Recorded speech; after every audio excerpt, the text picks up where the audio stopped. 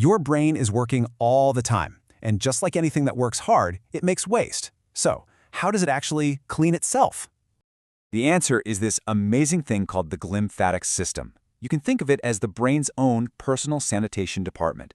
And scientists are pretty sure that keeping this system running smoothly is absolutely crucial for preventing nasty neurodegenerative diseases. But here's the problem. Trying to watch this system do its job in a living person is, well, incredibly difficult.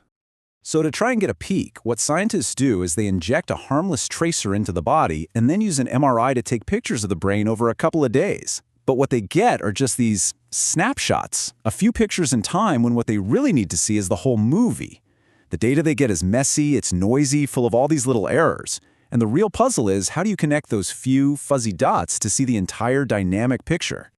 This is where we bring in the computers. For a long time, there's been one tried and true, classic method to figure this out. But now, a brand new AI challenger is stepping into the ring. So let's take a look at the classic versus the challenger. Okay, so on one side, you have the traditional method, the finite element method, or FEM. Think of it like a super careful architect. Before it does any math, it builds this incredibly detailed 3D digital blueprint of the brain called a mesh. It's super precise, but man, building one of those for every single patient, that's a huge amount of work. Then you've got our challenger, the physics-informed neural network, or PIN. Think of this one as a really smart student. It learns from those few messy MRI data points, but, and this is the magic trick, it's also been given the physics textbook. It's forced to make sure its answers follow the actual laws of fluid dynamics. And the best part? No mesh required. At the end of the day, both the architect and the smart student are looking for the exact same answer. They want to find one specific, really important number called the diffusion coefficient. You can just think of it as a flow score that tells us how fast the brain's cleaning fluid is moving around. Both methods start with the same MRI images, but they take totally different roads to get to that one crucial number. But look, before you can let a new AI loose on real patient data, you have to test it, right? You got to kick the tires. And the best way to do that is to give it a test where you already know the answer. So the researchers created a completely synthetic, a totally fake brain data set to see what the AI could do. First, they made this perfect, clean data. But that's not realistic.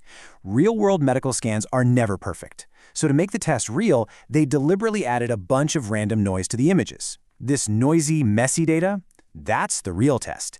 Can the AI actually see the true signal hiding underneath all that static? So this right here, this is the answer key. This is the clean pattern, the ground truth that the AI was supposed to discover hiding in all that noise. So, how did it do? It was a disaster. It failed completely. And what's so fascinating here is how it failed. It didn't just get it a little wrong. It produced this chaotic, blotchy mess. In the world of AI, this is a classic problem called overfitting. Instead of learning the deep physical laws of how fluids move, the AI basically got distracted by all the random noise and learned the noise perfectly. It was like it aced the test by memorizing all the typos in the textbook, instead of learning the actual subject. And this is where the real breakthrough happened. The researchers realized it wasn't enough to just give the AI the physics textbook. No, they had to grade it.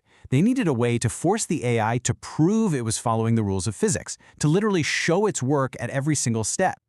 Their solution was just so clever. It had 3 parts. First, they tweaked the AI's priorities. They told it, hey, getting the physics right is more important than perfectly matching every single one of those messy data points. Second, they used a different kind of math that's better at ignoring the really random outlier bits of noise.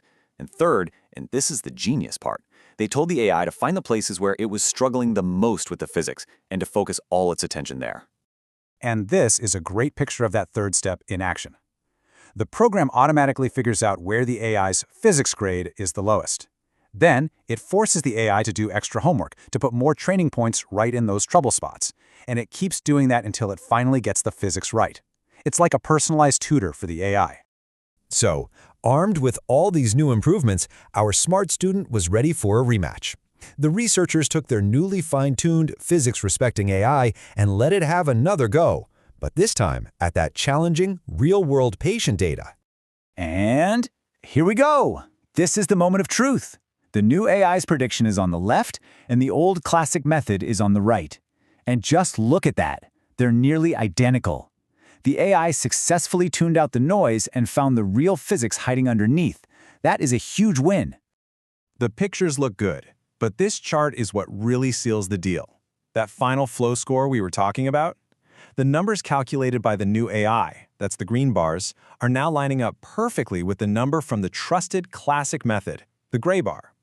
Our smart student, after a bit of tough love and extra tutoring, is now getting the same answer as the meticulous architect.